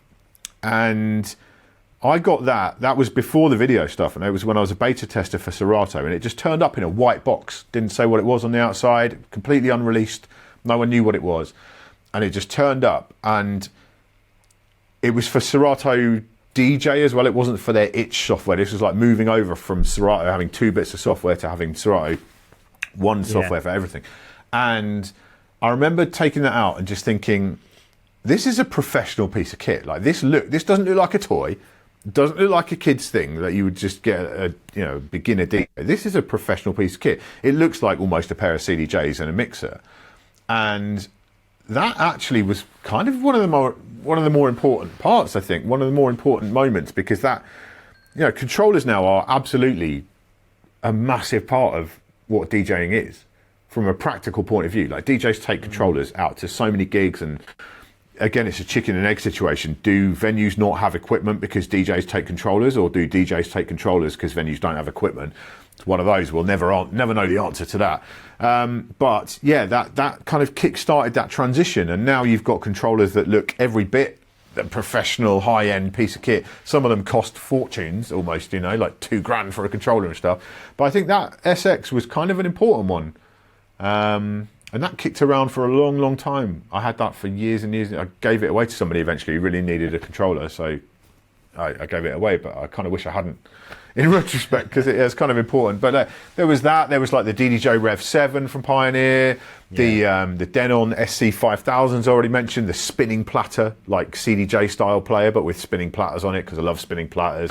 That thing blew me away. You know, there's been some rotary mixers that have just been breathtaking to me that I've used, you know. But yeah, it happens a lot still. You know, there's always gear. But I mean, in terms of the real game-changing tech, it was like going to Serato was massive, and then CDs before that was kind of massive. When the 1000, I still remember when that guy Martin from Pioneer bought around the CDJ 1000 prototype to Sapphires, and he put it on the desk in the mail order bit, and we all had a go. We're just like, that's it, everything's changed. Everything will change. Once this is out, everything will change. And it did. I had like Eddie Halliwell phoning me up to try and get hold of a pair of CDJ 1000s, on the phone, like, hello Sapphires, can I have some CDJ 1000s? Yeah. Tom Steffen, Super Chumbo, can I have some CDJ 1000? And like everyone wanted them because they were paradigm shifting bits of kit. So yeah, there hasn't been that many paradigm shifters in the time that I've been making videos, I don't think, but it's all just evolution, right? It just evolves. And it's in the software. Stems, baby. Stems changed the game. Yeah, you see. You sound like I hear that little, you sound like a cynic right now. You're about to drop some cynical business on me. So I just think with things like that, and with even like BPM detection and key detection and stuff, in the hands of people that haven't got an ear, they can cause as many problems as they maybe solve. Because you can get things where it might say it's in the same key, but if it's in like a different modal key or whatever, things can just clash anyway, can't they? And sometimes things that are out of key just kind of weirdly work. Yeah. But they're still amazing though, dude. Yeah. Come on, it's amazing. Stems, unreal. Oh, actually unreal. Actually blown my brain away. I use stems all the time. I use stems almost as much as I use echoes. Most of the time, it's like stems and echo and reverb all at the same time. Bring it in, let's go. I love stems so much. And yeah, right, the quality's not that amazing yet, but like it's getting better. And when you have two tracks, you've really got another track playing with a stemmed out a cappella over the top. You can't really hear the lack of quality. It's fine, it's great. It's just creatively, it's so mind-blowing. Yeah. And yeah, you can make a mess of it, but you can make a mess of it without those tools. That's the other thing. Like you can, people used to do key clashing mixes all the time before mixing in key came along. Yeah, that is very. And they still do now. So like, what's the difference? That's something I had to train myself to have a bit of an ear for clashing over time, because I'm not a musician. I don't have that, perfect pitch or whatever. People, that kind of thing. I remember, late 90s, I was making some mashups in like, what was it? Acid, Sony Acid, was it? That was the one. I was making some mashups in there and I played them to my housemates. They're like, dude, that's totally out of key. Like, you can't do that. I'm like, I didn't know. But now I would know. You got to train yourself. So just one more thing that I just wanted to talk to you about is I noticed the other day that you got to DJ at St James's Park at capacity. Yeah. It looked pretty incredible. How was that as an experience? It was something else. I mean, that's one of the things, we talked about wedding DJing and corporate gigs and stuff. That's another aspect that is more of a big thing in the US than it is here, but I think sports teams here are starting to pick up on it some more. It was weird because I was just DJing locally, a food battle kind of event, and then after that I got hit up by a woman who works at Newcastle United, and she was like, I've been thinking of having DJs pre-match, do you want to... And it took months and months to come together, and eventually it did come together it was a Champions League match against Benfica, so it was 52,000 people in there. And it was just one of those cases of, trying to be real professional about it. And, I did my research, like, okay, what do the fans... Because I'm not a big sports fan, I'm a music... music is my passion, that's all I really love. But obviously, I've been in Newcastle 20 years, I am an honorary Geordie, and that's my team. If you ask me what my team is, it would be Newcastle United. So I was just like, I've got to take this opportunity in both hands, and so I did all my research, and there were very strict timings because of UEFA. So I was literally, my first set had to be 14 minutes and 40 seconds long. The second one was 21 minutes, and there was commercials in between. So then there was another 21 minutes and 40 seconds. But on the day that got cut down to 21 minutes dead. So I edited all my tracks in Ableton and made sure everything was the right length and peaking and all this kind of stuff.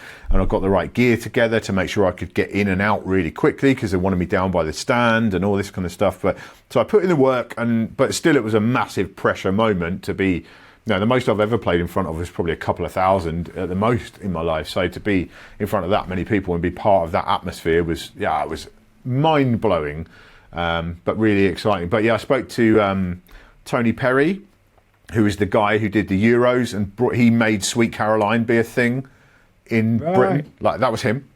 basically, because he played it at the Euros, and now everyone sings Sweet Caroline. So I was in good hands asking him for advice. And there's a female DJ locally called Roya. She does like women's rugby, women's Euros, and all that kind of stuff. So I was able to again reach out to the network and just ask some of these people. I saw CJ All Day down at the Spoonie thing. He does Twickenham a lot, so I was like asking all these guys advice, and it was wonderful to get that kind of help on it. But yeah, it was really special because you're not, I wasn't like in the middle of the pitch. Like it wasn't like I'm playing a stadium gig. Whereas I also spoke to Kid Cut Up, my guy who I work with at Beatsource. He's the tour DJ for Pink. So a couple of years ago, I got to go to the Sunderland football arena club to go and see him open for Pink with my daughter, and he gave me a shout out in front of 40,000 people. That was pretty cool. That was a good dad moment. She was like embarrassed, but So I just called on the network, got advice, got help with what kind of edits I should be doing and all this kind of stuff from all of these guys and girls, and that was really great. But that's an experience I never thought I would have had, and it just came from just doing a local gig. There was I didn't reach out to them, I didn't do anything like that. I don't have a rep as a stadium DJ or anything, but it's just if you the other thing, whenever you perform, I always believe you got to put in the work and you got to do your best on that. I hate nothing more than being at a venue and seeing a DJ who doesn't look like they want to be there. I really hate that, because I love DJing so much that it's just antithesis of what I feel when I'm always there, even if it's like a dead bar on a Wednesday night. I'm still there working and putting in the work and being creative and doing my thing. And I really get annoyed by DJs who look bored. I hate that. That's the motto of the story is, whatever kind of gig you're doing, put in the effort, make it do what you do, and then people will eventually notice and stuff might happen. But yeah, what an experience. Truly honoured to be asked, and I'm waiting for the email back to see their feedback on it and whether or not they're going to ask me to do it again sometime. But I would absolutely love to. It was quite something, playing the big, the tune anthems, Back in Black and stuff, and Que Sera Sera, and finished on that one. And it's like to hear people singing that around the stadium, it's like mind blowing, really good.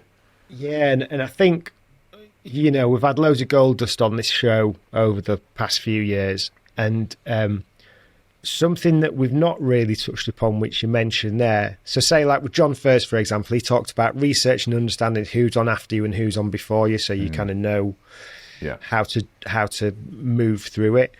But I think that point you said then about getting the advice from the people that have had that experience is such a good And that's insight. Again something through social media is more accessible now. You can make those connections and you can reach out to people and ask their advice, and most of the time people are happy to give that advice as well, because they're community minded in the same way. So I think just don't be afraid to ask those questions. If someone's, especially like if you're playing at a place you're not familiar with it, you see someone that you kind of friend of a friend and they've played there before, hit them up and ask them, because often they'll be grateful, they'll be glad to help. That's what I've found in my experience. Yeah. Right, that's amazing. But we've both got to go back to the day jobs. So where can people find you? What's the best places to hit you up? Mojaxx on Instagram. I don't really like any other social media. I do use others, not TikTok because I don't even understand it. But yeah, Instagram, Mojaxx. And then all of my content is on DJ City TV on YouTube. It's the Beatsource Tech series. Occasional Beatsource Basics series, but that's where all my content lives. There's new videos out all the time. This week's video was about the new One Library initiative. Last week was all about reviewing like 25 different DJ cartridges. So there's all kinds of content on there about digital, about analog, about streaming, about whatever else. I'm all about all aspects of DJ tech. So you'll find it all there on DJ City TV on YouTube. Amazing. Great stuff. All right, mate. Well, I'll let you get back to it. Thank you for having me. Thanks for your time. Thank you.